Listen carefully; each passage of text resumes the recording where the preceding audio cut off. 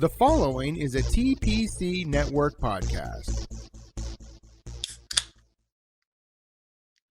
Ladies and gentlemen, welcome to the Lukewarm Seat. This is where we give all those, the questions just aren't too hot to handle. My name is the rock star Chris Cole. I'm very excited to be back in the hosting of a podcast seat, and I'm super duper excited. My co-host is a man I've known for many years. But I didn't know he could speak. It's amazing. Josh Rockstall. What is going on? You knew I could count to 3, but you didn't know I could string a sentence together. Right. I am here, and I'm in a very cold, but not too cold of seat. It's just mediocrely temperatured, and I'm ready to have a blast. We've got something to drink. We've got our chairs. I actually just got new stools. I'm really excited about because you got to work in the butt groove. Yeah, well, working from home, I had there's the hardwood stools, and now I've got these ones with cushions and backs, and they're great. So we got a new couch. Just before we get in anything, we're talking about seats, and we got a new couch right before all the pandemic of COVID happened, and it officially has a groove now to my butt because of how much Netflix I've been watching. But we aren't going to dive into what I've been watching yet. None of that, because this week, every week, we're going to have a guest. We're going to try. I mean, some weeks you might have to talk to us. Just talk and listen to us talk, but we can always find somebody. I mean, we could throw anybody in that seat, but it's not going to be hot. It's going to be adequate, appropriately temperatured questions. 100%. It'd be like just go and you chill and answer some positive questions. Positive. Okay, so yeah, guidelines of the podcast. Going over them. Positivity. Oh, we're 100%. Like the new day. We're the power of positivity. That's copyrighted by WWE. So I eat a ton of pancakes. We do not own that. We don't own that. So, but we're bringing the power. We got positivity, and we're gonna let our light shine. Super excited. One of the other things too, part of our format, and especially if you've listened to my podcast in the past, trying to avoid the bad language. I'm going to do this. I can do it. I mean, you might hear the occasional. You might hear the occasional bleep. We are going to be a podcast, and before you've heard both of us on different types of podcasts. I was on a wrestling themed podcast where, let's face it, they use colorful language. You in the music world, music people use colorful language. Mm-hmm. So we are not responsible for what they say, but we are going to try, as I'm a newly expecting father, which is another premise of the show. It's about being a dad or being a part of a family and being a matriarch, patriarch, whatever, being 100%. A father, mother, brother, sister, whatever you have, being a part of a family. This is a family podcast, so we might bleep it out, but we are definitely not going to censor ourselves. We're actually going to try to censor ourselves. And I'm a father of 3. I have too many children. It's official. And as a father of 3, we can talk. We're going to be talking my insight from being a father for the last 12 years. And my cats are fighting. Being a father for the last 12 years, and wondering, why maybe I just cracked open this beer that I started the show with.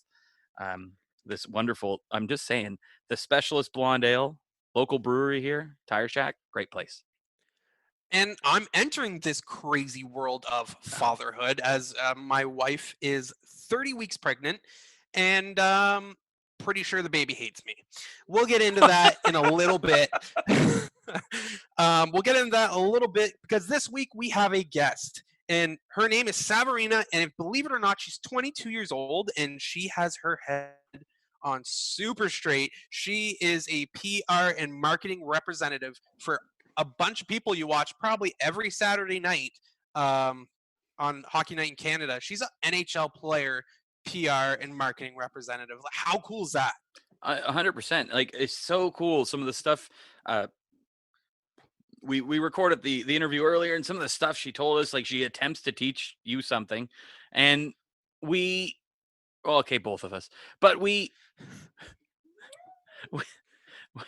and just hearing the age in which she started into this business that she's in, and the people that she's worked with and things like that, it's just amazing. It's such a cool story from someone who maybe you wouldn't have heard from otherwise. So, and this is something that I want to stress about the podcast is we want to spotlight everyone and everything. Like this is a job like when you think of hockey, you think, okay, there's a coach, there's a GM, there's a player, there's a trainer, there's accountants, there's everything else. I never would have thought there's somebody out there that manages all the public relations, so booking events, signings, appearances, and marketing for players. And that's a job. And this girl is 22 years old, Saverina, and she is at Savarina PR on Twitter, and she is awesome. Great interview. And this girl is going places. This is going to be an episode where it's going to be a sleeper episode because a lot of people are going to walk out of here going, whoa, like this girl is What a job. got her head on straight. Yeah, 100%. So going from there, we're going to talk about our lives. So I already said, I'm going to be a dad. And, you know, at first that was real scary. I wasn't sure. You're going to be a good dad. You can be a bad dad. You're going to be a dad, whatever. Kind of dad. There's a lot of dads, but I get a bod. So there we go. Yeah, but that's the thing. You have an excuse for it now. Well, I mean, I always have an excuse for it. I mean, it's food, but we have one that's valid now. True. Right. And so I'm gonna be a dad, and I've dealt with your Rugrats enough to know that I'm not looking forward to those years. So it's every year from one. I'm assuming it stops some point. Well, and I was like, okay, so I want to have 1 to 2 kids. That's my quota. 3 is too many. 1 to 2. If you have 1, it's probably going to be a weird kid. If you have 2, they got a friend, so at least they'll have a friend in life. Fair. So 1 to 2. And no offense to all single children out there. No offense. If you are a normal single child, please hit us up on Instagram, Twitter, or Facebook, and I'll make a retract of what I just said. But you have to prove that you're normal. You have to, yeah. Normally, single children, like if you're a single child, you're weird. You have a serial killer trait for sure. It's a proven thing. Get it. It's a stereotype that holds true, and it's a stereotype that you can't get in trouble for thinking about. So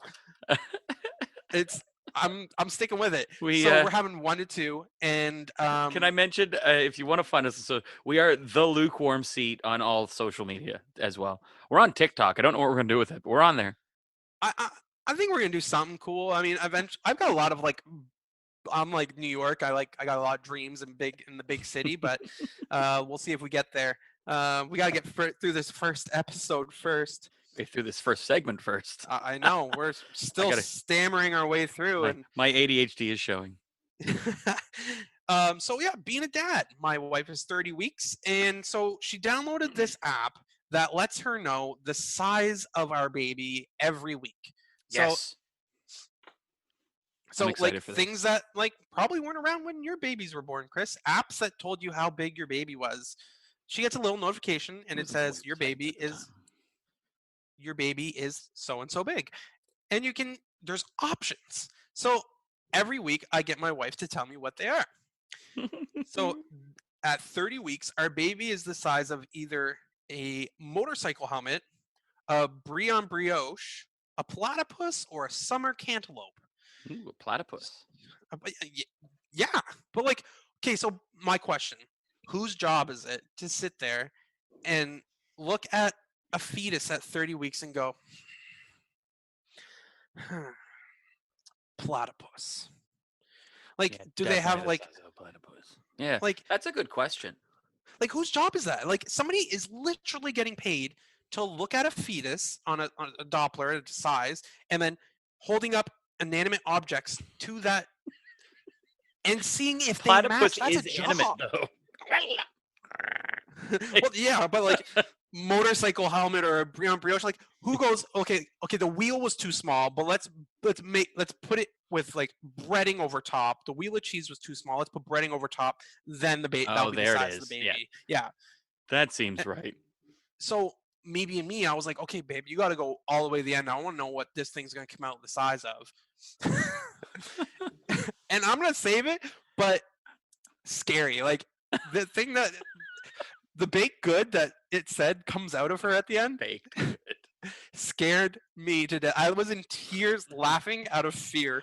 But Oh my yeah, goodness. so I'm gonna be a dad, and we're getting ready. We're doing all the baby stuff, and Like, I don't know if your wife was like super prepared about it, but like my wife literally has everything ready in case the baby yeah, came out like today. Like we're yeah. set to go. For the first one, it was just insanity. Like everything was ready to go, and then like for the next two, because I have three of them, right? For the next two, it was like, oh, looks like it's time to go. Someone like, just grab some stuff, throw it in this bag. Like it was, too busy to be prepared. And Like that's the things like I don't know. Like I don't know. Like we were discussing. We're at lunch today, out for lunch, and she goes, "What if my water broke here? Like who cleans that up?" And janitor. I was like, that's very true. Like, do we pay for our meal if your water breaks during our meal? Like, Oh, free meal. I was like, I'm gonna tell you to start bringing a water balloon when we go out to eat, and we're gonna use that as an To excuse. get her to eat spicy food. I think that does stuff. So I was like, I'm just gonna need you to bring a water balloon. You're just gonna clench your legs real tight, and it's gonna burst. And we're like, oh, our water broke. We gotta go. Bye, and then not go there for 6 to 8 months. And well, going back to the app, I'm thinking, I wonder if there is like, can I look at this app and say, my 12, how big is my 8-year-old, or how big is my 12-year-old? Your 12-year-old is the size of a lawnmower. Is that a thing? Like, No, it goes right up until 40 weeks, and that's it. So it goes average baby size from 1 week, and it's like the size of like a cuticle or mhm. like whatever. You can't see it; it's too small. Whatever you're, and then it's like it got up to like a tadpole. Then it was like, and then 1 week it jumped from like the size of like it was something small, like the pinky, the nail of your pinky, and then it went like straight to like the full pinky in a week. And I was like, whoa, like that's pretty big. But like that's somebody's job. Like another thing, another job that somebody has out there that I never thought would exist. Somebody is out there looking at sizes of I'm babies at telling you, each week of pregnancy and holding up objects to it and like, going, "It's this big." your ginger child is the size of a leprechaun. Like, it would be amazing. I think they should do this for like all stages of life, like right But now. then, but then you get into like, what if Clifford's really short and like he's not? Then he starts feeling self-conscious. Like I my guess, little but unborn baby isn't self-conscious that she's the size of a Brion brioche. but Like, but see, like, you don't quite, like, where you're almost there. It's children are evil, well, yeah, and your children are evil. that's fair. That's fair.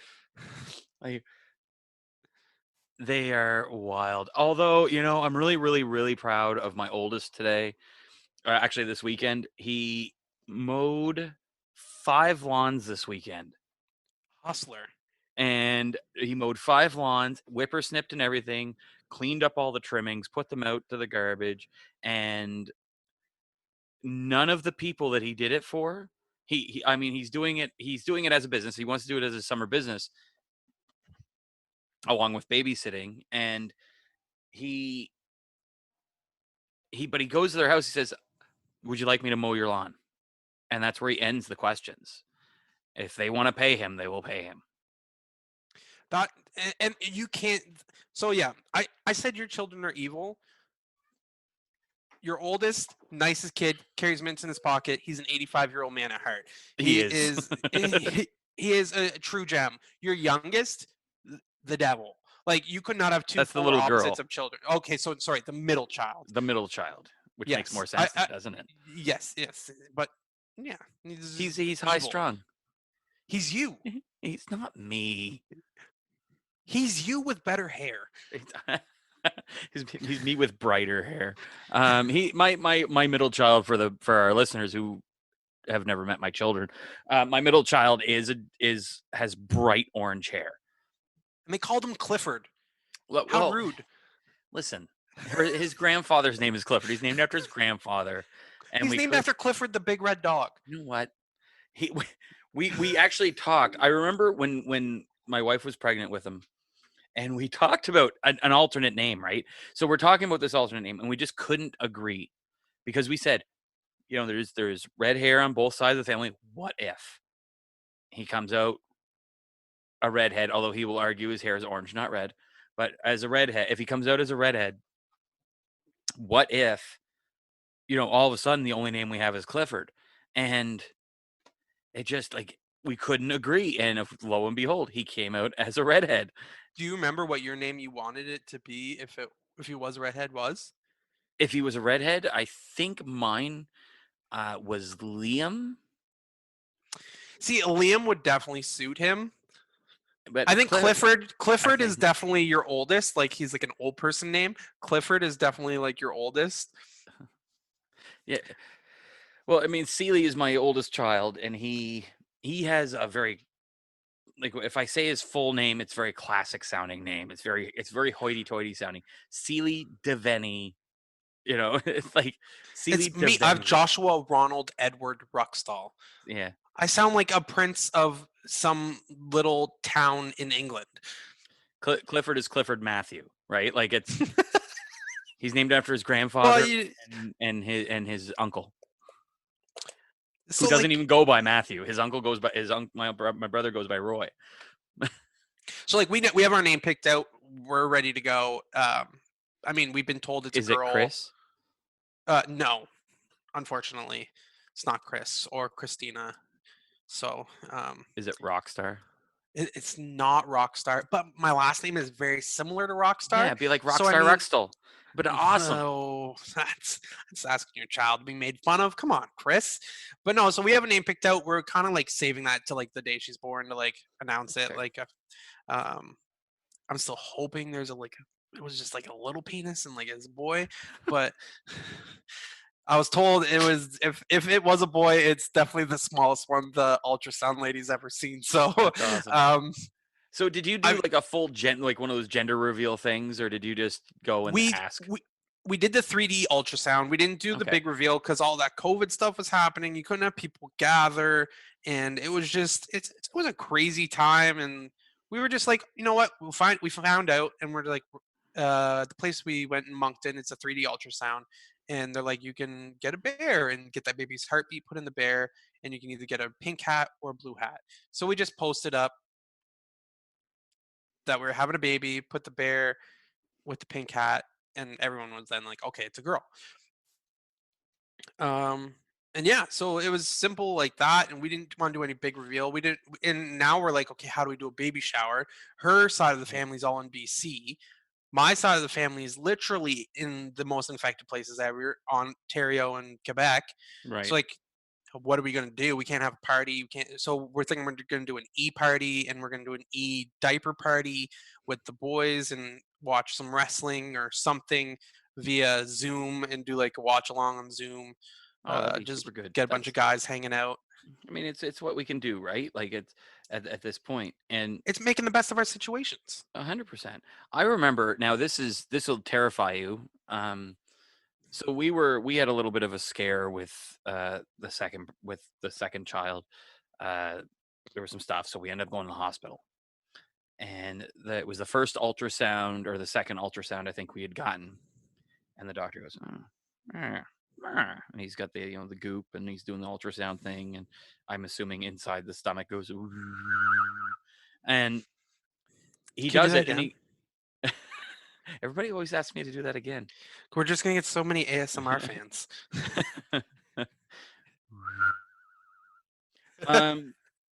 So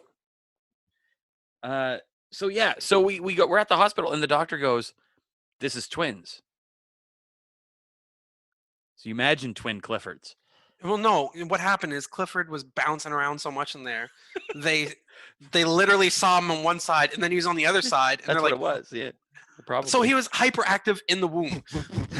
Well, all my kids have ADHD. Like and I mean they come by it naturally. I definitely do. Anyone who knows all the things that all the irons I have and all the different fires that I have, and Yeah, I'm did- the one that approached you with this whole crazy thing, and you're like, I mean, I don't really have time, but I'll make time. And I'm like, well, no, if like you don't have time and you don't want to do it, that's fine. But like, I just thought you'd be like the best person to do this with, and you're like, no, like I want to do this, I was like, okay, but like you don't have to. but here I am, and it's nice to do a podcast where I'm not just the loudmouth too, because I was always the loudmouth, right, on shows that I do, and it's Well, very and we brought exciting. you in for Kaizen. We actually were like, we don't want you to be like the over exuberant like Exactly, yeah. personality. We just want you to go out there and have fun and just call what you're doing. Yeah. Which is also how we know each other, is through wrestling. If Yes. nobody else has known that before. We So- each own wrestling promotions. We do, and we work cohesively. Yes. It's not hard. It really is. It's called being polite and being nice and everything that this podcast stands for. Yeah, exactly. Segue, my baby hates me. Why does your baby hate? Okay, like, I mean, I get it, but why does your baby hate you? Okay, so my wife will be sitting on the couch and she'll just be like, ooh, oh, she's Oh, moving a lot. And then I'll be like rushing over. I'll put my hand on her belly and she goes, oh, it's gone. I'm like, what? Happened to me all the time with Seely, the oldest. He'd be like, I go to put my hand on. I'm like, come on. 100%. And like, I felt her once, and she's been like kicking my wife and moving around in there for like 10 weeks. I have felt the baby maybe once or twice. Once I'm skeptical about because it could have been gas, but for sure I felt the baby once or twice. And out of 10 weeks, and she's been like, this baby is like killing me. It's moving so much. I'm like, I've never felt it. Every time I put my hand on it, it's like, go city, like nothing. Like, Did you leave your hand there for like several minutes? I've left my hand there for like 10 minutes before, and she's like, it's right here. This is where it happens. I'm like, okay, leave my hand there. Like, and I'm like falling asleep, like laying in bed with my hand on her belly just in case it moves. And I'm like, don't feel nothing. And she's like, it's like a party in here. Like, she's just rocking out. And like one day I'm looking at her and I see her shirt move on her belly. I'm like, I see it move, but it literally will not let me. And So you know, the I've funny started- thing is, like, at this point, it's like, that's all you want, right?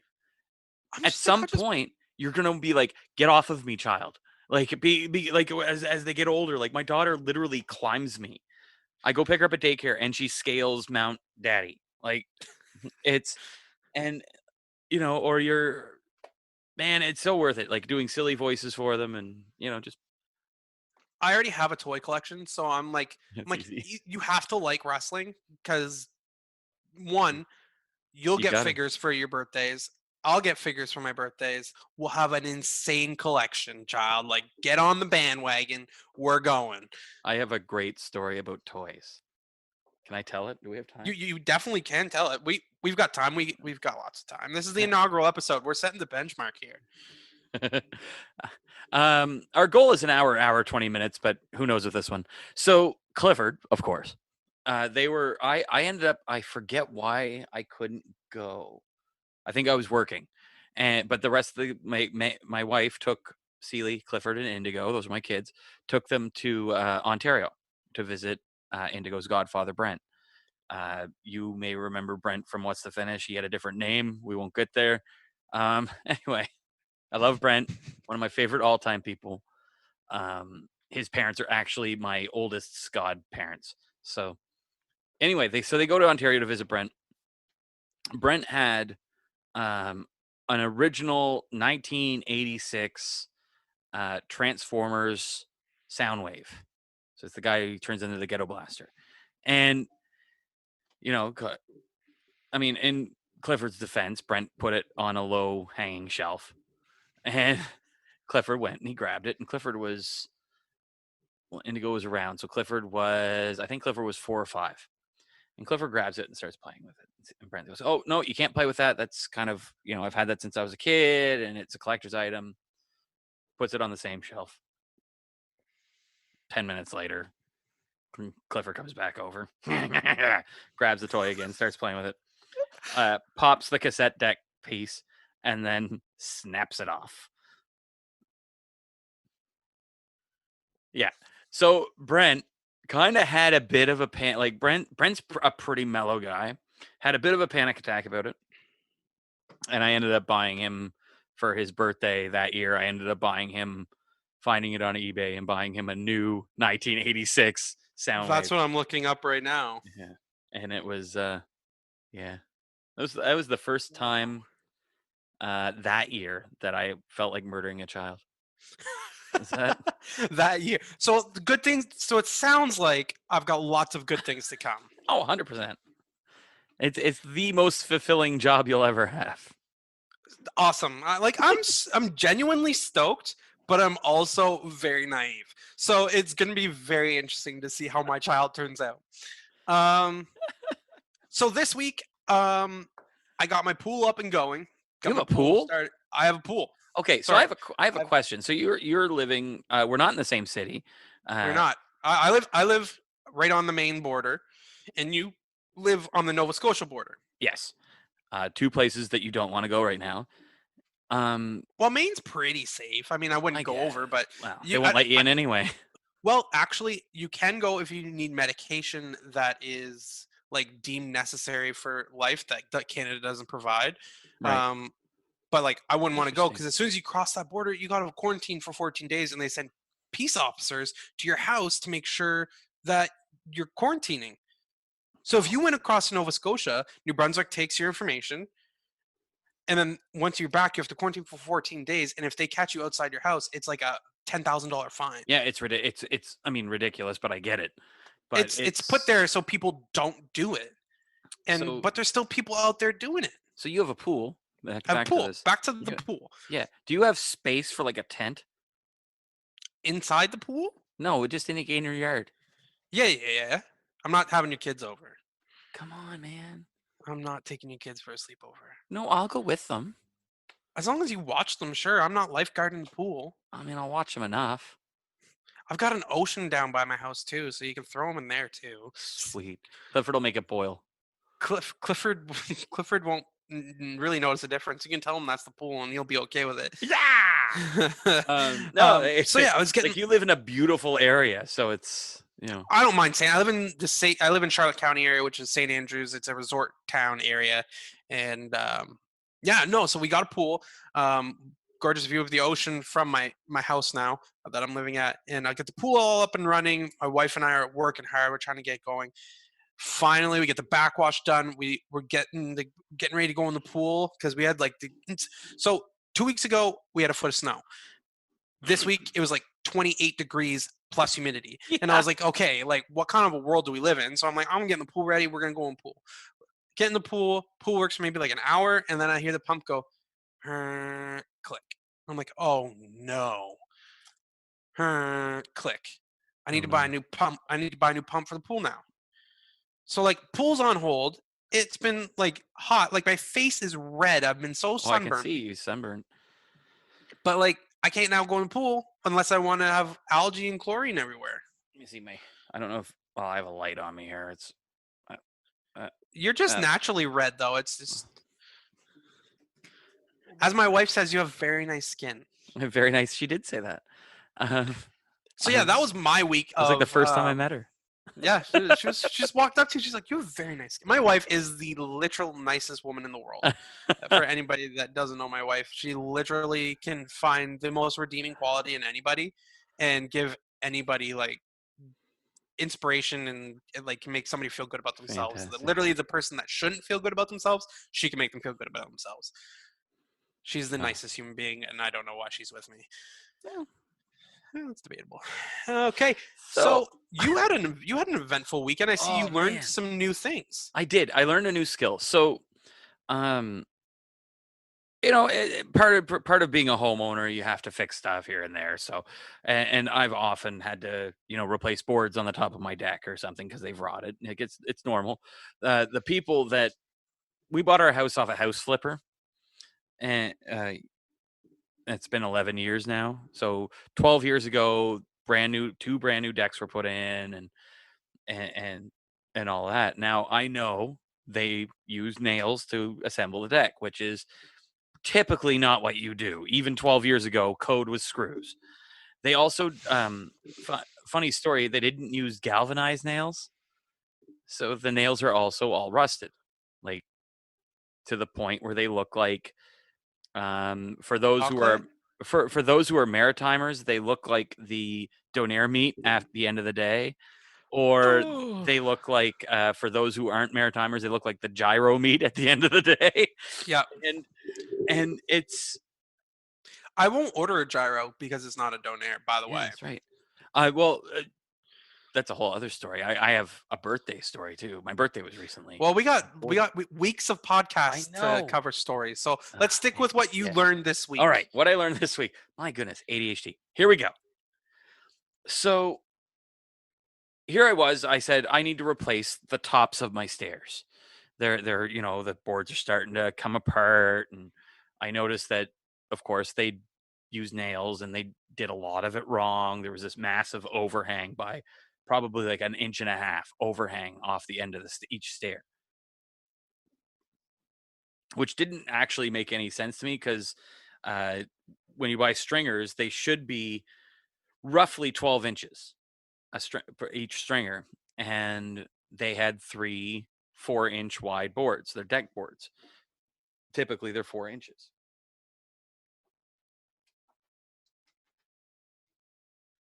So I'm just directing a child. That's a whole other story. Yeah.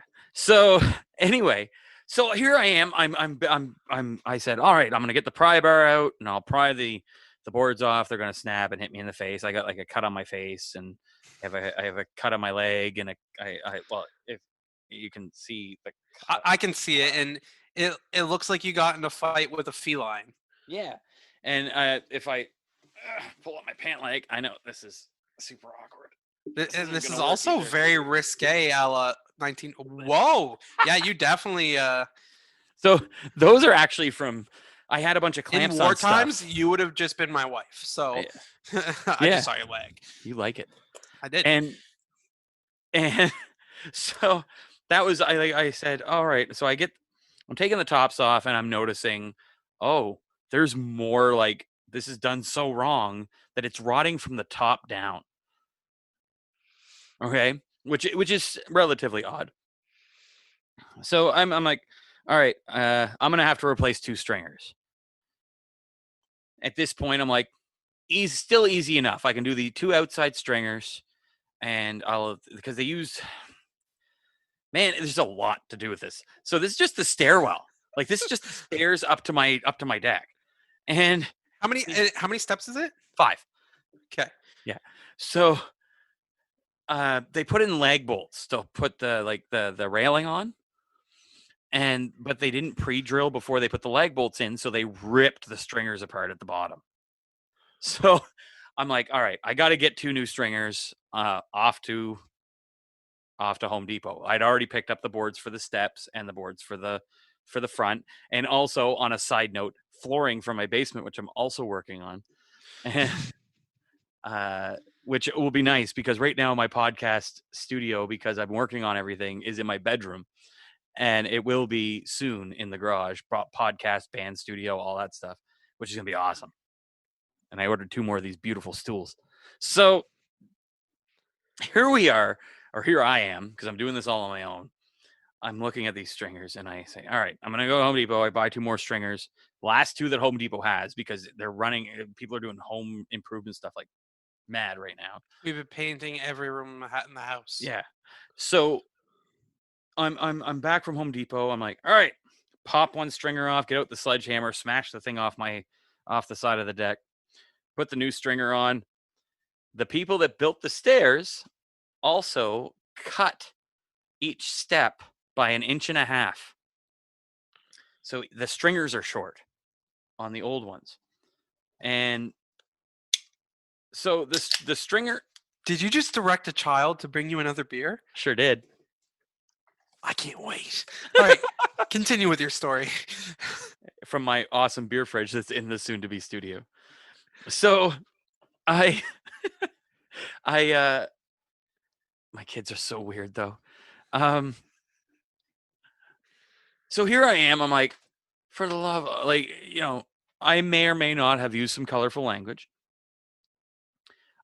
So I get back in the car, go back to Home Depot. At this point, I knew I was going to need to like buy some new tools. So because I didn't have a jigsaw or a sander. So I'm like, all right. This was an expensive rebuild. Yeah. So and I'm already using the Home Depot brand stuff. So I got the batteries. So I got myself a jigsaw, which I mean I've already used it, so it's cool. And I got a sander, which my neighbor already borrowed, so that's cool. And I've got his impact wrench, so it all works out.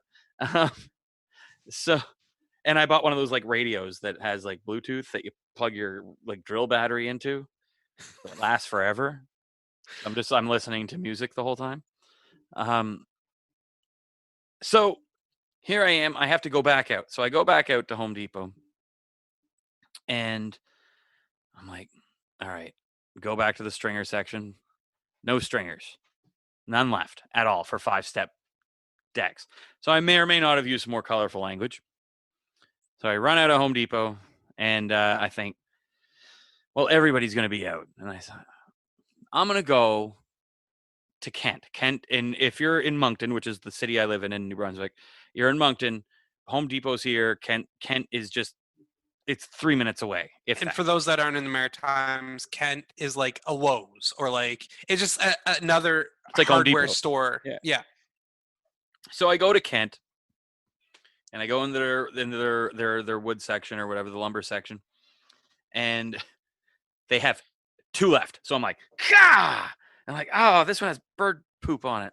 Anyway, because they keep all their wood out at Kent, they keep all their wood outside. So I touch bird poop and throw it in the van, head on home. All right, I need to restart the entire stairwell. No idea what I'm doing. YouTube. So I rip the old one out. You would think most people would go to YouTube. Not this guy. I've done YouTube for lots of stuff. I'm like, I'm just going to reverse engineer this. If I could take it apart, I can put it back together in the opposite order.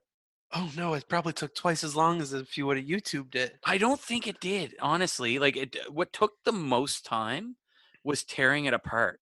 So non-galvanized screws is what they used. And I thought they nailed it. Or sorry, non-galvanized nails. Sorry. Thank you. They did not nail it though. But I did. So I pretty much finished it today. It was 13 hours of work. So we also have dad jokes on this podcast. Oh, 100%. That was a bad one of them. You're welcome. Oh, I told you. We were talking about this beforehand, and it was about something later. And I said, man, I always got a bad dad joke in the hopper. So in other words, your weekend was building, you learned a new skill and you used a bunch of new tools and you built stairs. I did. I got I have a chop saw already and a bunch of stuff I planned on doing, but it was, and it took me 13 hours in total, including the drives to hardware stores. So is that all today, or was that yesterday and today? Yesterday and today, because I started it yesterday thinking today I would work on my basement. And I still have some bits that I need. There were some bricks that I need to rise it, because not only did they do it wrong, but they also did it really wrong. The angle, it's about a 20% or a 20-degree angle downward in the front, which I didn't notice. I just assumed it was the beer I drink, and it's all these years I've just been drunk. So here I am. I'm raising this thing up, and I'm like, it's not matching up with the stuff that I left. There's just some stuff to make it look pretty, kind of like it's like a little wall on the side of the stairs, and it's not matching up. I'm like, all right, hold on now. Like, this has to match like this. And I realized, so it's like 4 inches. I have to lift it to make it level. It's like 2 bricks. It's like a cinder block. I ordered 4 4-inch concrete bricks. I only really need 3, but you always get, I get 1 extra just in case. It'd be a good thing for a wrestling show eventually. Yeah, I'm sure. I'm sure no one will get hurt. It's like Mexico. Oh, too soon. Too soon. So I got these 4-inch bricks. I have masonry screws because I needed to do something in the basement into the concrete anyway. So I'm gonna screw the thing to these big 4-inch concrete bricks. Put on the last 2 pieces of wood, and we're good to go. But I've been walking on them and dancing on them since I started. I'm like, I didn't YouTube it. I just reverse engineered the thing. Used pressure treated deck screws. Nice. Because you use screws, people. Don't use nails. Screws. So it sounds like you had a pretty eventful weekend. I am so tired and sore. Well, you just mentioned you didn't YouTube it, but that makes us go into our next segment, which is we're going to highlight every week a positive YouTube video we've seen. This And is super cool. we found one that was super fitting for our guest this week as it has to do with hockey. And it's a YouTube video posted by the Tampa Bay Lightning. I sent it to you, Chris. And what were your thoughts? It's a Tampa Bay Lightning team. They recreated a scene from the Mighty Ducks 2, where the Mighty Ducks are like they do the Mighty Duck noise and they're all on rollerblades or doing something weird. Like I think like Averman's working at a movie theater and like there's just a bunch of random things that they're all doing. And so Tampa Bay Lightning redid this scene from the movie using jet skis when the players in the movie are actually on rollerblades. It's a great and they use the boys are back. It was so funny. Like just watching it is so funny, and I can't help but go like, I mean, it's like, why is this like super rich guy working as a waiter in a quarantine, but with no mask? With no mask. Come on, Tampa Bay Lightning. I mean, they're in Florida. They're like the most progressive state for like COVID. Like Disney's opening up next week, so wrestling's an essential service. It's well, to be fair, okay, I have to talk about that. They are the amount of people that they're getting to watch, and like as an outlet, there's nothing new on. Like you think how backlogged everything's gonna be. We're not gonna see any new movies. We're gonna get into this in pop culture. TV series have all been on hold. Like unless you've been like IHW in our backlog 2 years, you're not gonna have new programming. We're not gonna see new programming at least till 2021. And that's the thing, right? Like, and I in a way, it's very fortunate. Like IHW, Innovative Hybrid Wrestling, the wrestling promotion that I run, we ended up having some issues, so we ended up being backlogged on our production by 2 years or so. And I'm catching up now. We're about we're actually right bang on a year ago of stuff, and I've gotten so busy, I've actually not been able to do a show the last 2 weeks. Because I've been editing every week, and I know the next 3 don't have commentary, so that's on top of it, and it's interesting, like trying to get this stuff done, and I get why. Even though it feels like we shouldn't be so busy, I can see why a lot of these productions, even if they do have it in the can, why they can't have it out as a product. So which brings us back to the video. It's YouTube, and this video, like we need it. Sports is an outlet, and like we need it at a time like this. The fans, yes, fans won't be able to be in attendance. People won't be able to be at the game live and see the game live, but it's going to be nice to get back to that little bit of normalcy that we could have where sports was a thing. Wrestling was able to maintain that with the pre-taped and the all of that other stuff, but like it's going to be nice to see some hockey on TV, and that's our positive YouTube video of the week. Go look it up. Go look it up. Tampa Bay Mighty Ducks remake. It literally the things they say in it is hilarious, and the constantly so they're pushing like people wearing like other teams like memorabilia into like the ocean, or like they're like throwing garbage at them or something along the way as they run to their jet ski, and then they do the flying V form in a jet ski. My favorite is one of them did the knuckle puck though. Yeah, he was sitting there doing knuckle pucks. It's great. Great video, and it just it also this segues upon segues leads into how their pop culture reference there will lead into our pop culture topic this week. And there's a few things going on. There's The Office turned 15 years old this week. That's crazy, right? I remember watching that when it came out. Like, when you were 15. I was just shy of 15, but yeah. So, but like that's crazy. 15. It feels like it just came out a few years ago, but like, it's just crazy to me how that BioShock. I've been playing BioShock, and that came out in 2002. Like crazy to me. Like that time has flown by. I have a friend, and I'm gonna look this up on Facebook, and it just makes me think of the pop culture thing. Just makes me think of this, and I just thought of it now, so it's not on here. While you're doing that, yes, I have nieces I've been watching them during this quarantine because their mother works and she's an essential frontline worker. Thank you, frontline workers. We appreciate everything you're doing and that you're keeping us going during this time. But I had to watch my nieces, so now I know every word to Frozen 1, Frozen 2, and Moana. When I have a kid, it's going to watch a Goofy movie. A friend, his name's Dan Cadera. He's in a band called Which is Which here from Moncton. Great band. Great band. So he's been doing he's been doing pop culture math. Okay. Which is terrifying. So he did one, and it really got me because it's a movie. It's one of my favorite movies of all time. I've watched it a million times. It's whenever I'm sick. If I'm really sick, like bedridden sick, I'll watch this movie on repeat. It's amazing. Let me guess. Oh, you just ruined it. I did. I should have let you guess. It's not even what I was gonna say. What were you gonna say? I'm drawing a blank on the name, but it has Andre the Giant in it. Oh, Princess Bride. And Princess Bride. That's my go-to. I'm sick Princess- movie, and I can't even think of the title. I'll watch that too.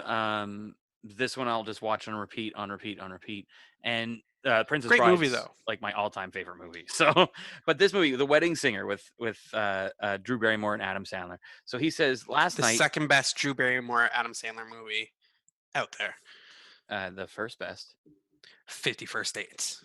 50 First Dates is the second best. No. Sharks. They only bite when they touch their private parts. Greatest line in any movie ever. Come on. Okay, but that's a top. We'll have a Adam Sandler bracket, I'm sure, in an episode. I'm sure it'll happen. So here I am. It's the movie came out in 1998, and this is what Dan says. Dan, thank you so much. This is amazing. I was 18. So the movie came out in 1998. I mentioned it was my birthday recently. I turned 40. Movie came out in 1988 or 1998. Sorry, takes place in 1995, which is 13 years. Right, so a 13-year difference. If they made that movie today, it would take place in 2007.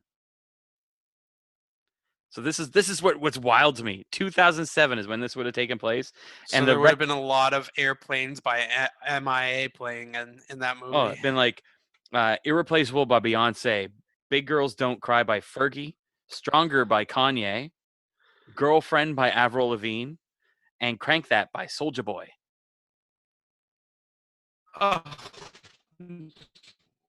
He did a dance that should have never resurfaced. Like, man, that's crazy though.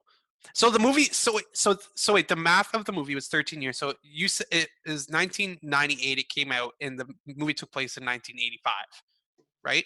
Yeah. Okay. Also, who's the villain in that movie?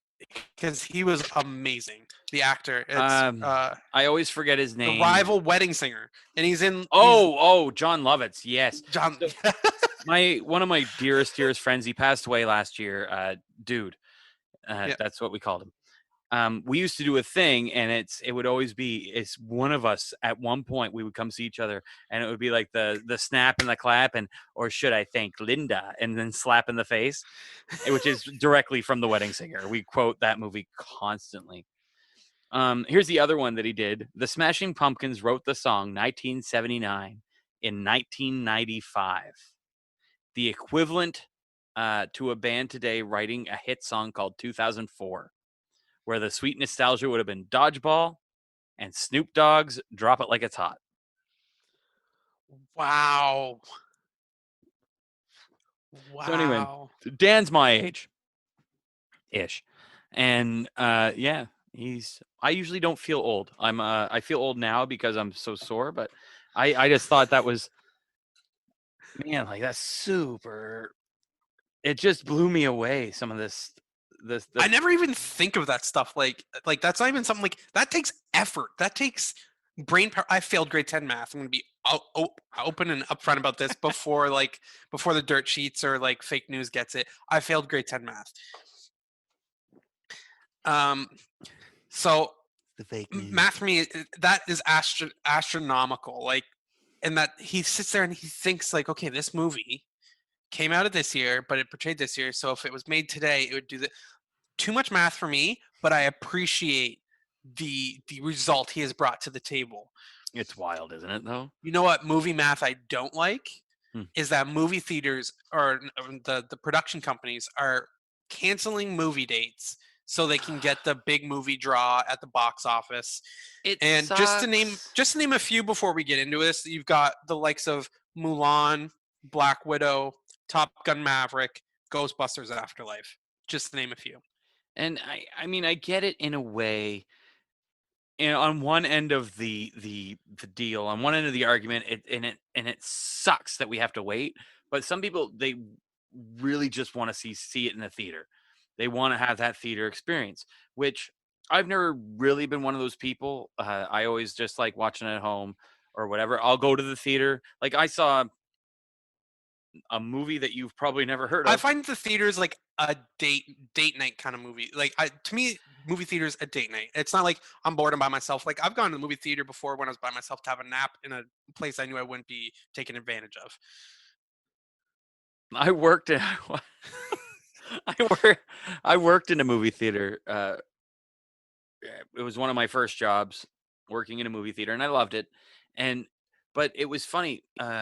Prior to that, I had gone to a movie theater to watch Multiplicity, and yeah, that's right. You've never heard of this movie.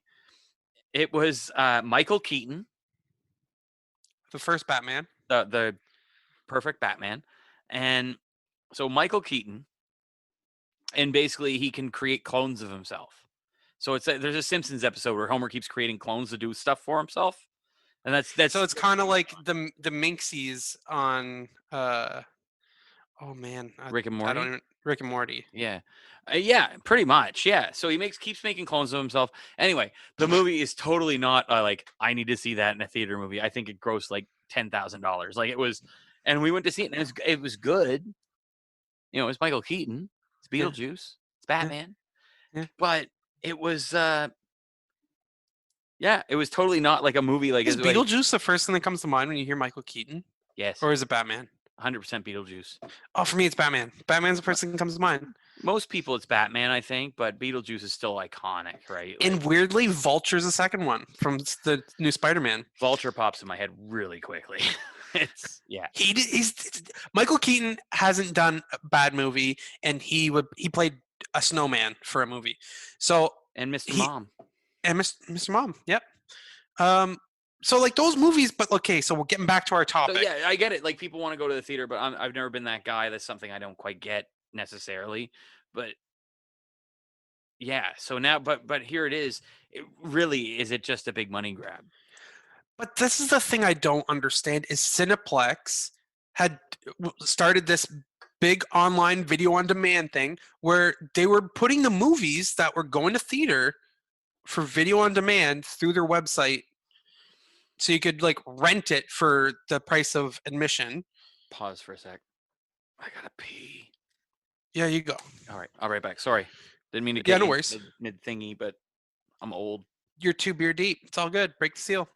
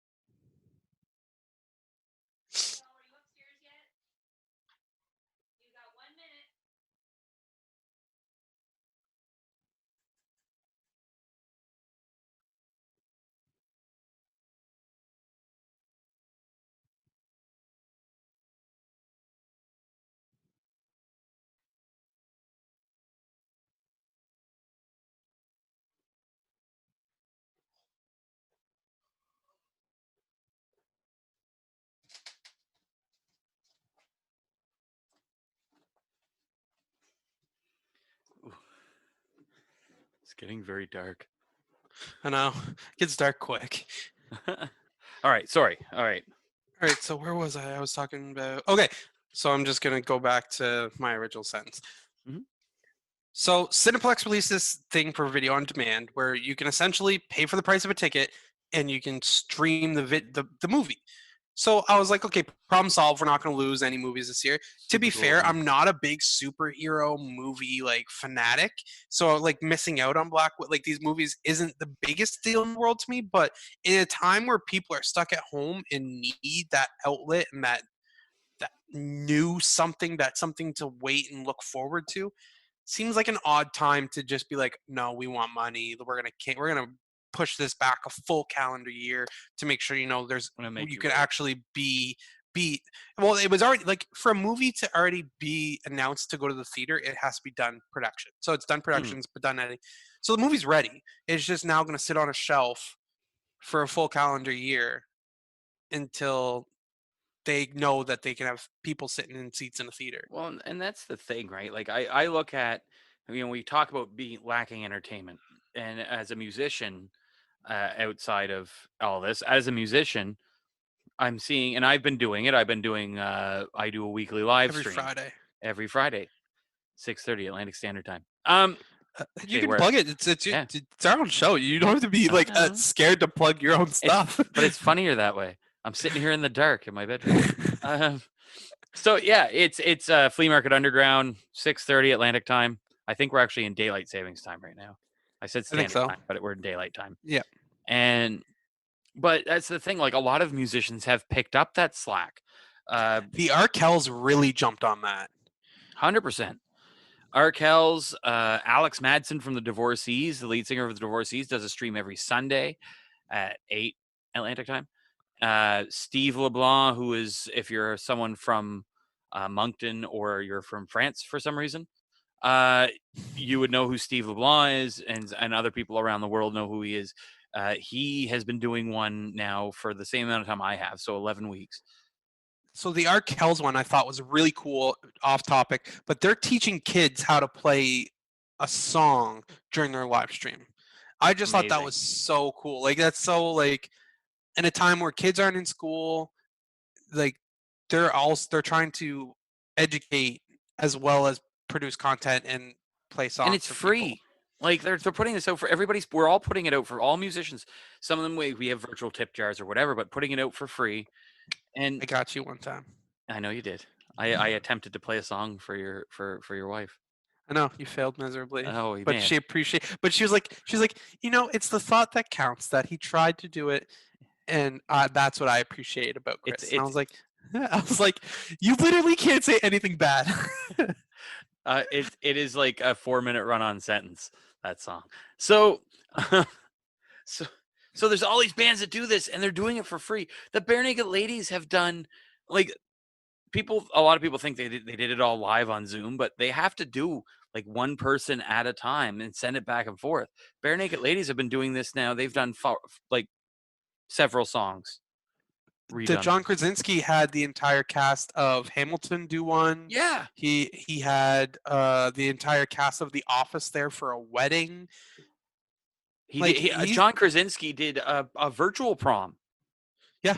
for high school kids. He did an entire virtual prom. Like, it's just amazing what people are putting out, and then we end up having the big, Conglomerate movie companies. yeah, and they feel like, well, maybe and like they just want to do this money grab, like when they could release it on Cineplex. And I get, again, if You they can release invite it, people over, and there you got 4 people watching for the price of you would have had for one.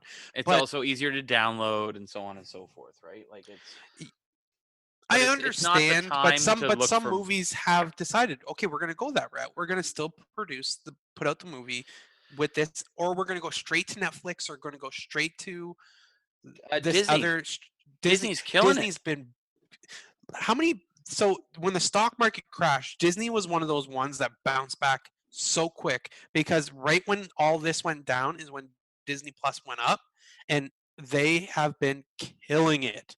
And And they're doing well without their parks open. Their parks are closed. we've been talking about we talked about this really briefly before we went on the air, or on the air.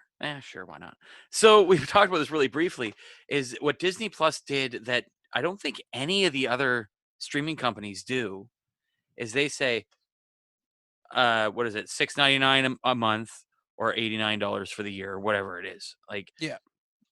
that's brilliant because most people went, oh, $89 for a year. Oh, I think it's $9.99 a month, right? And $89 for the year. Wow, $89 for the year, no brainer. Well, now they have what, 1 million subscribers? They're over 1 million. They were one of the largest and quickest digital media platforms to subscribe to get to surpass, like, they're almost at Netflix levels, if I do believe. Which you really think about it, like 1 million subscribers at $89 is $89 million. And that's I'm looking up how many subscribers there are. And that's the assumption that everybody got the year, because if people are paying by the month, that's actually more money in the end. 54.5 million subscribers. 54 point. So let's make the assumption. I don't know about you, but I failed math. I failed math, so this is all you. So 54 million? 54.5 million. Okay. So 54.5 million subscribers. I don't know what you have Disney Plus? I have Disney Plus. Yeah. Of course. Did you pay for the year? Yeah. Yeah. Why wouldn't you? So we multiply that by $89, which I'm pretty sure is like US, right? Yeah. So so it'll just be in US dollars. The total will just be in US dollars. Yeah. So that would be, I just have to add some zeros because I just did the 2-digit numbers. $4.8 billion that they made. Just for, instead of having a vault where you release a VHS every 10 years, you just make it active all the time. Anyway, here you go. And they own Fox now. So it's like, oh, well, I can get all of the Simpsons episodes. Nice. They own Fox, and now they're looking at buying WWE. Like, where will it stop with Disney? That's the scary thing. Oh, the WWE rumor. Oh, that's a weird one. So there's that's affected a lot of things. For the first time ever in 50 years, I know you got one in the chamber way longer, Comic-Con has been canceled. And not ridiculous, but it's not ridiculous. It's thousands of people are there, but 100 and so the city of San Francisco, San Francisco gets over 130,000 visitors. Yeah, for Comic-Con. So their market, not alone with it having been closed for like the COVID stuff, is now being hit for Comic-Con being not there, and they're not getting that 130,000 people. Can you imagine that many people flying into a city for Comic-Con? Well, I mean, you live in a tourist town, big time tourist town. Big time tourist town, but there's only 2,000 residents in the winter. So that's what population they deem the living population of where I live, 2,000 people. In the summertime, it's over 5.5 thousand. Yeah, well, that's the thing, right? Plus people that are in and out, right? Yeah, but people living there in the summer is 5.5 thousand because it's a hot spot destination for the people from the States who are all in the New England area, all have houses up here, and they come live up here in the summer. And it's like it's going to hurt these towns, right? Obviously, the changes that it makes to tourism. Like, I mean, we will go out of our way, assuming we're able to, because we often will go to the aquarium, one of the best aquariums. It's a rehabilitation aquarium here in St. Andrews, and it's great. And that's amazing. As soon as things opened up, I stopped doing groceries and I started going out for dinners, just because I missed going out for dinners. And I know that's going to change once we have a child. We're not going to go out and have nice dinners as much. But like, as soon as everything opened up, we started going out for dinners and supporting these local mom and pop shop restaurants. Yeah. And like, it's amazing to see how grateful they are to be open, and how much that we sometimes take for granted these luxuries in life that we have. 100%. And this whole thing has put that in perspective for me. So like, Comic-Con canceled. Like, yeah, It hurts. it's gonna hurt for a lot of businesses, but it's also it's good to help all the people that could have potentially gotten sick, as 130,000 people from all over the world come for this event. Yeah. Well, it's like, like you said, the one I have in the chamber, the Boston Marathon, first time in 100 years that they have canceled the Boston Marathon. That's insane. And I've a lot of friends here in town. My guitar player, my friend Steve, they have tickets to SummerSlam, which is supposed to be in Boston, and they said like that's it. That's when you write it off. The Boston Marathon's been canceled for the first time in 100 years. Well, look at WrestleMania. That was right when everything was happening, and people were like, I'm still holding out hope that it's gonna happen. Like, sometimes you just gotta go and, okay, it's not in the best interest to go. Yeah. And that it's one of those times, and I think it's great on them for doing the right thing and canceling the event, and keeping everyone's safety in mind. A couple of my dearest friends are in the high risk situation, and one of them ended up he's in my band, my bass player, and man, like he ended up getting it. He had it, and he's very fortunate because he's high risk, immunosuppressant type of stuff that he has to take, and he's very fortunate that he wasn't at the immunosuppressant medication wasn't in him. He had done it for that month or whatever, and they just postponed it. But super fortunate because he said it was the worst thing he'd ever had.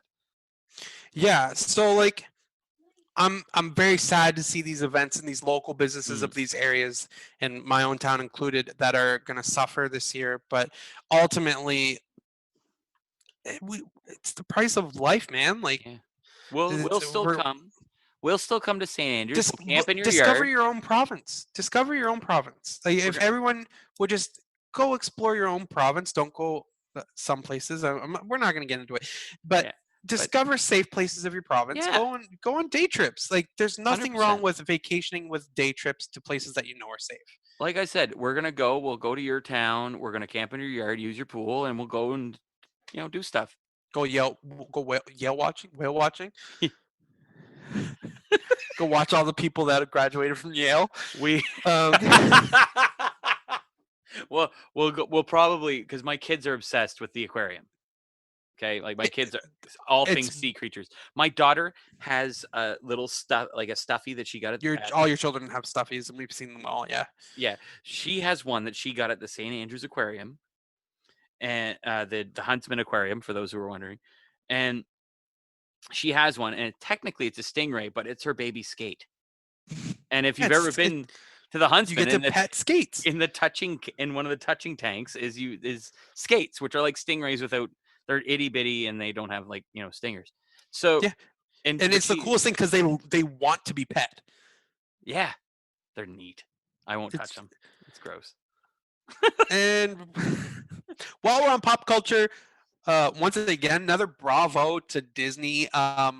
They reached out to a guy that is one of the guys that writes all the songs for them now, pretty much. Oh my God. Lin-Manuel Miranda, and they're going to be airing Hamilton, the full show, on Disney Plus. They filmed it over 3 different performances and the original cast, and they're going to put that on Disney Plus for all of their subscribers. And like, that is the hot ticket, like, to see if you're in New York or you're a fan of musicals or Broadway. So cool. That's the biggest show. I went to New York in February. We were just wondering, how much is it to see Hamilton? $550 to sit in the worst seat of the house. That's too many dollars.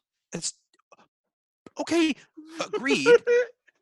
But movie companies can't release a movie on demand when it was supposed to be released. But Hamilton, who is a live show on Broadway and currently will be a live show once everything resumes, they're not supposed to open up till September.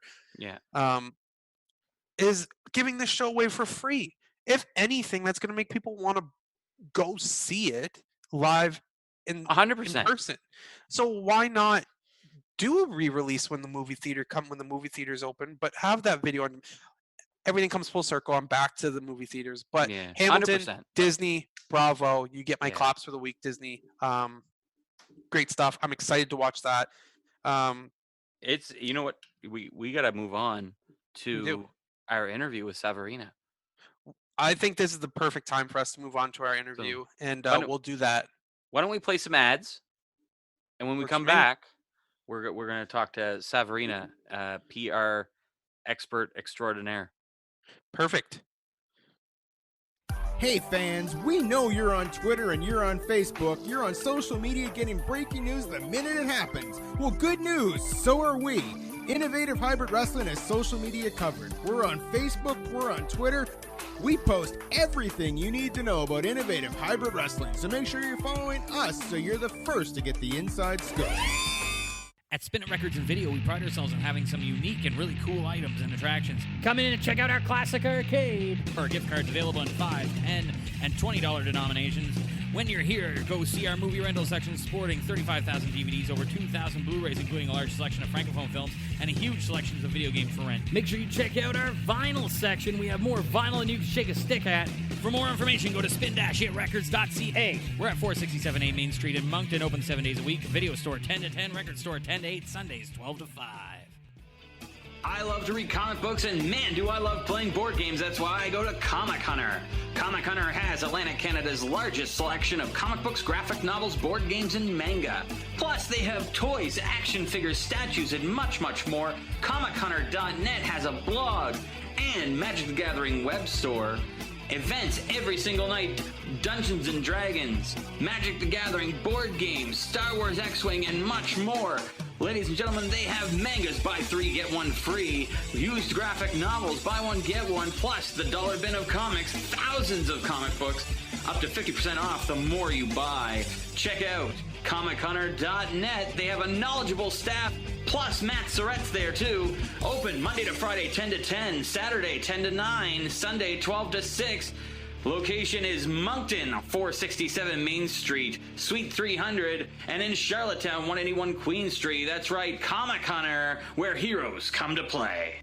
For all your hauling needs, call Brace & Son Enterprises, TPC Network's newest sponsor. Call them at 506-381-8178. They haul material, and in the winter, they do snow plowing and snow blowing. Call Brace & Son Enterprises.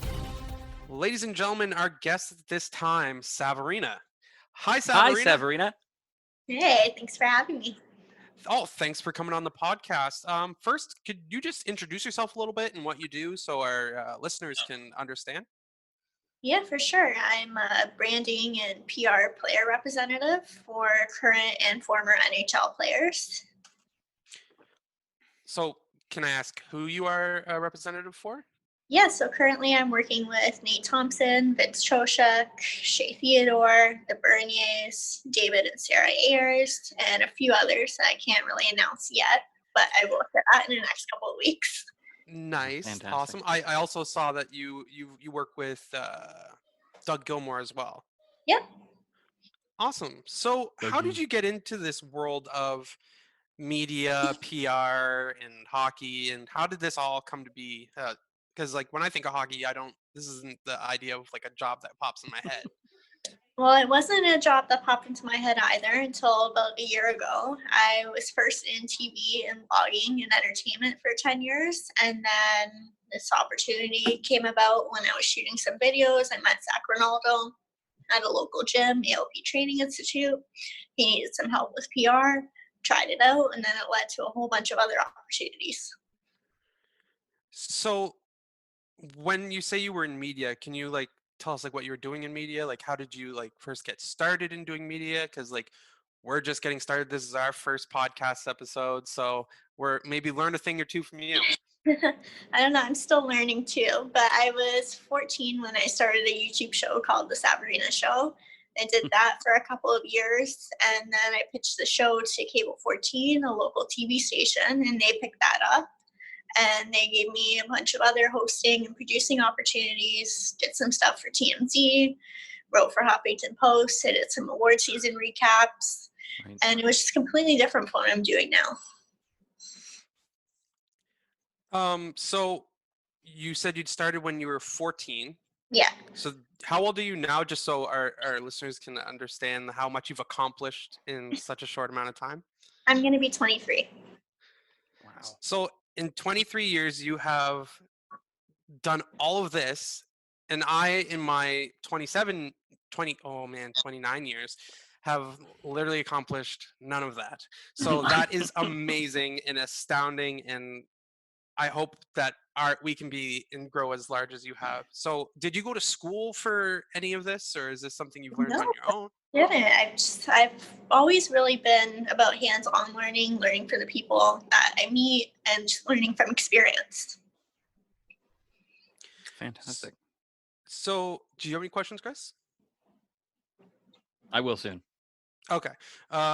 So you have an interest in hockey, you have an interest in media.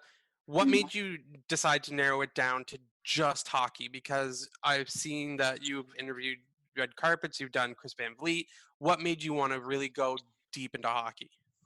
Well, I fell in love with it, and the entertainment industry was really changing. It was when Me Too came about, and there was just a political shift in it, and I wasn't enjoying it as much. And then when I was doing the hockey stuff, the people were so down to earth, and no one had an agenda. They wanted to help you because they truly cared and wanted to see you succeed. So I was really passionate about it, and I just decided to focus on that. Yeah, like I can speak from myself, my experiences. I got to meet Paul Bissonnette in November, and literally the biggest goon on the ice, but the nicest guy I've ever met, hands down, bar none.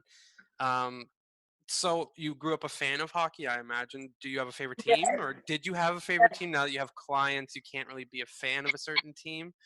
Well, I'm still a big Leafs fan. I was born and raised a Leafs fan. That was all that was on my TV growing up. My dad watched it every night. So now your job, did anything get put on hold when this whole global pandemic of COVID happened? Did anything change with your PR? Did you get more work because players were wanting to put out content and wanting to stay relevant?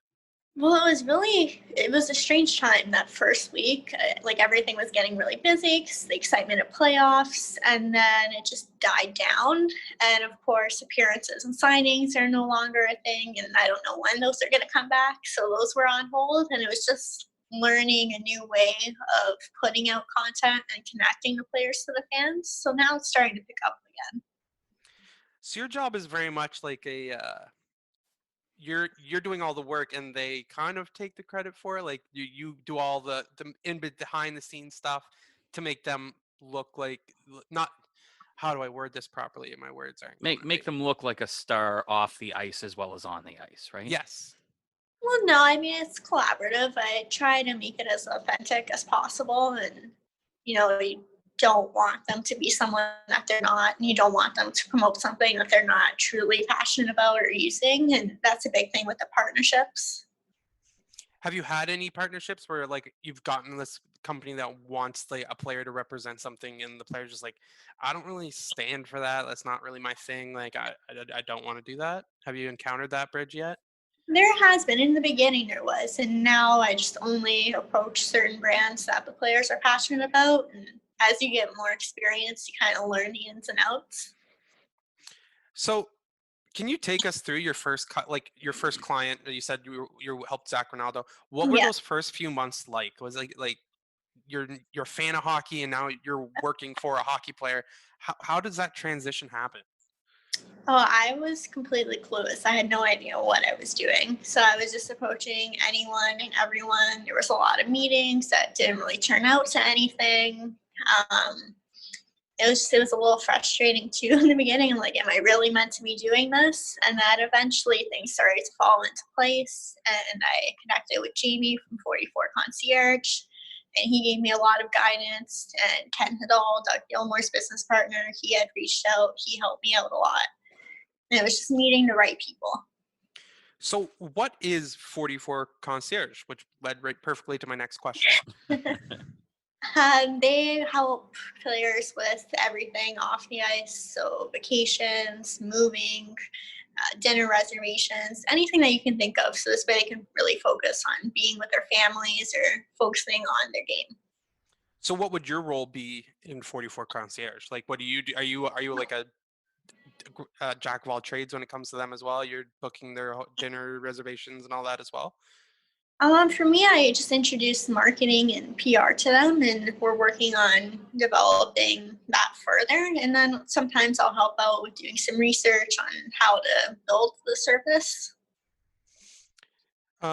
Okay, so we're gonna go and do a little bit of a shift here. You work closely with a lot of charities as well, and the Kidney Foundation I saw was one of them. In an article I read, if you could just elaborate a little bit of why you're passionate about that cause and some of the things you've done to help that cause. Yeah, so I've had kidney disease since I was born, and my function's slowly decreasing. And I had seen David Ayer's story, and that really inspired me. He's 42, he's the famous emergency goalie.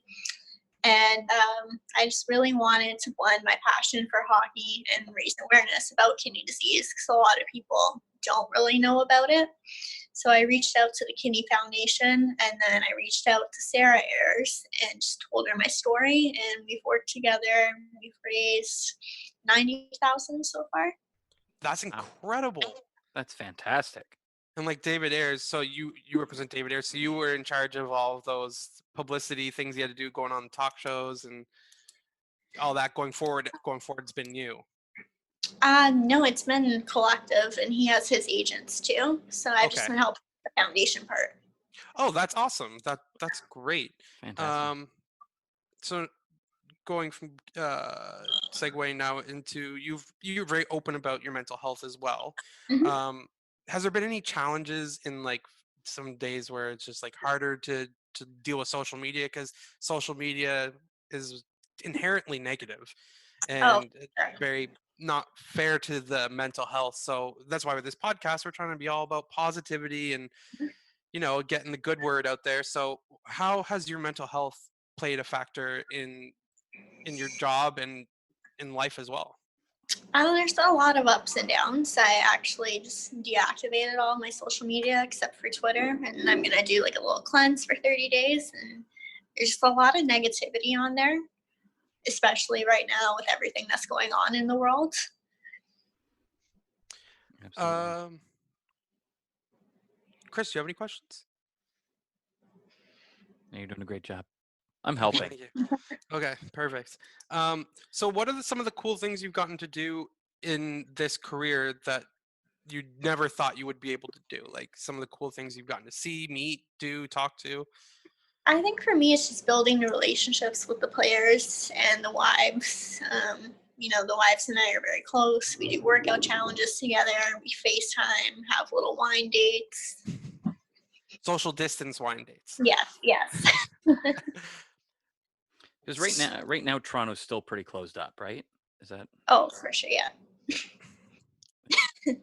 So your stepping stone, would you consider your stepping stone into this role that you're in now to be when you were the brand ambassador for the Hamilton Bulldogs? It all kind of happened at once. It was funny. It was all in the same week. I had an endorsement deal with Shoeless Joe's, and then I became the ambassador for the Bulldogs, and I started working with 44 Concierge. So it was really crazy time. So that's many hats to wear at one time. And Yeah. How old were you when that all took place? I was turning 22. It was a month before my 22nd birthday. Oh my goodness. Wow. So like when I was 22, I was definitely not focused on a career, that's for sure. And that is absolutely amazing. I was a DJ in a nightclub. So here on the podcast, we have this tradition that you're going to start for us where you teach us something that we don't know how to do. So we thought it'd be cool that you get every time after a hockey game, the players get interviewed, you do PR. You can give us a little kind of like hint and tricks to like answer some PR related questions that the players would typically get. So do you have any like go-to answers that you can help us with? No, I mean, my only advice is just be honest and be kind. Be yourself. Okay. So like, just trying to like think of a scenario here. So like, I can't think of one. I'm all out of. Good thing we have editing here, so we can edit my blank thoughts out. Perfect. Well, so far I've learned I got to be myself, which I am bad at English and bad at words. So I'm just going to avoid PR altogether and just keep interviewing people going forward. That is all I have for questions. Chris, do you have any questions? So you alluded you had a YouTube channel. So what were you doing on your YouTube channel when, or if you still have it?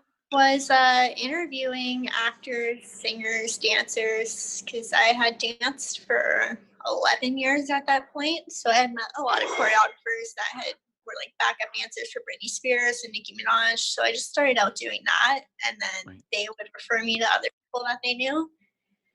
This awesome. interview just got a whole heck of a lot longer and way cooler. So I am a giant wrestling fan, and I saw you got to interview Chris Van Vliet, who is a ginormous wrestling fan. Oh yeah. Have you ever had any moments where you're interviewing somebody and you're like had that pinch me moment, and when was it? Probably John Schneider. He's in the original Dukes of Hazzard. It was at the Hamilton Comic Con, and he was so down to earth. Like, I'm 5'2", and he's like over 50. So I was in flats, and he sat down on the table next to me so that we could be at eye level, and like he made eye contact the whole time, and it was a crazy moment. Oh, that's awesome. And it's crazy. They say don't meet your heroes, but in my case, it's always turned out excellent. And it's been excellent talking to you, and I just want to thank you for coming on the first ever episode of the Lukewarm Seat. Well, I'm honored to be the first guest. It's a lot of pressure. Well, you did phenomenally, and I hope Fantastic. the questions weren't too hot for you. Oh, no. I love them. Perfect. Thank you we do. so We much, love Saverina. the soft questions. Oh, thank you. And I'm looking forward to seeing what you guys are up to next. Great. Perfect. Thank you. All right. That was our interview with Saverina, and what a wealth of knowledge for such a young mind. Right. I'm 40 years old, and I haven't done half the things she's done.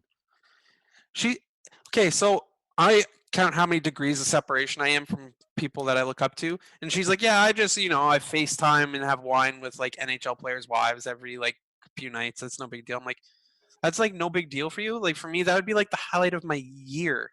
Like, but she's 22 years old and has accomplished so much. She's a part of so many foundations. The Kidney Foundation. She's working with David Ayers, who was the E-Bug goalie for against Toronto. The team he worked for came in and beat his own team he worked for, the Toronto Maple Leafs, in an emergency goalie situation. And Just wild. And they've raised $90,000 so far this year.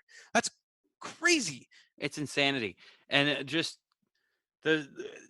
her telling us just some of the people she represents. Doug Gilmore, as someone she represents, like that's amazing to me.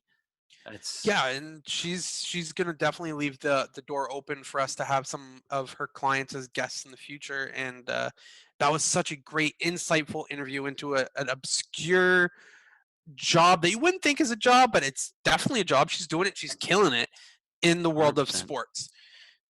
At the age of 22, getting her start doing media stuff at the age of 14, like wild. All from YouTube. It's crazy. People are like, oh yeah, you make YouTube videos, cool. No, like people are like, look at some of the most rich people right now are YouTube stars. Why? Because they're still able to put content out right now. Absolutely. It's amazing what we're able to do because of YouTube. As someone who is producing a lot of content right now, just the ability on Facebook, YouTube, social media in general, just being able to post all of this stuff. And oh man, it's an amazing, amazing feeling to be able to just, here I am, right? Take me as I am, enjoy my content, or bugger off. Yeah, right.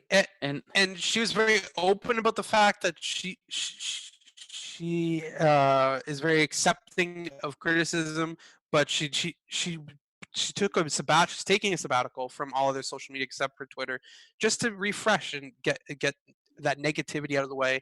And she's only 22, and she's accomplished so much. She has a very bright future. And we want to thank Saverina for coming on the podcast and being the very first guest in the Lukewarm Seat. Hey, and remember, like anywhere you get your podcast, rate, review, subscribe to us if you've listened to us, if you come up on us by chance, or if you're someone that we said, hey, listen to this, because there's a bunch of those. Rate, review, and subscribe to us. We would love that. We're on the TPC Network, the TPC Podcast Network, which is super cool. And we, if you want, do the audience survey. Tell us what you like about us, what you don't. All of these things are things you can do to help us out. I'm getting back into the game. I haven't done a podcast like this in a couple of years. After being on sabbatical, that's not right. Hiatus from my other podcast that I was doing. And also, it helps us know what we're doing right, what we're doing wrong. And 100%. also with the way that podcast apps work, it's an algorithm. So everybody that rates and reviews it puts us up on that list. So you're actually helping us a lot by leaving a review and a comment and liking and subscribing. And we do have a YouTube channel that we're going to do something with eventually. I mean, I'm hoping that one day we're going to be able to do some like video versions of our podcast, and like maybe we can put them up there sometime, but maybe do some little content here and there, 100%. Never know what's going to happen, but that is us in a nutshell. This has been the very first episode of the Lukewarm Seat, where nothing is too hot. The beer is just cold. I'm excited. This is the end of the show, and this is our new tradition. We're starting all these traditions. We want all of our guests to teach us something. This other tradition is the one that's about to start, and I'm going to call this. I actually just right now, I've decided this segment needs a good name. And now you're becoming a new dad. You're going to be a dad very, very soon. I've been a dad for a while. I also grew up with a dad, and so did you. Grew up with a dad, different dad though. Surprises a lot of people. Yeah. But we decided we're going to do a dad joke at the end of every episode, and I'm calling it "What's Brown and Sticky." That is the name of this segment. What's Brown and Sticky? It's a classic dad joke. It is a classic dad joke. Yes. So here's our chance. I'm asking What's you. Brown You and said sticky? you. What's brown and sticky? This is a bad dad joke, Chris. It's a good dad. It's a great dad joke. But you can't have our title of the segment be your joke for this week. I need you to give me a legit joke. Come on. I thought you had a joke. You told me you had a joke ready to go. I mean, I do, but it's just, Chris, I need you to give me a joke.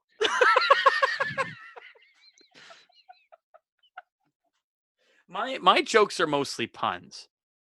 That's perfect. And they are perfect. So I was finishing building my stairs today, and the neighbor came over, and I said, "You just kind of want to stare at them, don't you?" Oh, not my best work, but I'm tired and sore. All right, I'm gonna find the dad joke that I had. The answer is a stick.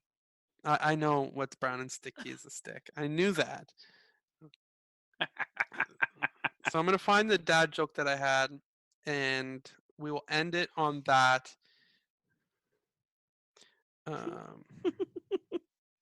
Thank God we can edit and we can just get like you keep saying this word "we." Sorry. So I know you're gonna edit it. I had a good dad joke and I forgot to pull it up. It has been a very stressful time. You know what? I can't find it. Chris, I'm gonna have to get you to dig deep into the well here and give us our first dad joke. I've dropped the ball. All right. Well, I've always got one in the hopper. All right. So my son came to me today. He's an avid reader. He likes to read. And he comes up to me, he says, "Can I have a bookmark?" And I just start to cry. He's 12 years old and he doesn't even know my name is Chris.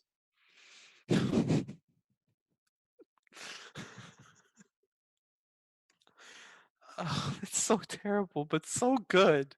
See you next week, everybody. See you next week, everybody. This has been the first episode of the Lukewarm Seat. I'm Josh Rockstall. I'm the rockstar Chris Cole. And we talked to Saverina today, and we talked a lot about pop culture. This has been a TPC Network podcast. For more shows like this, go to tpcnetwork.com/podcasts.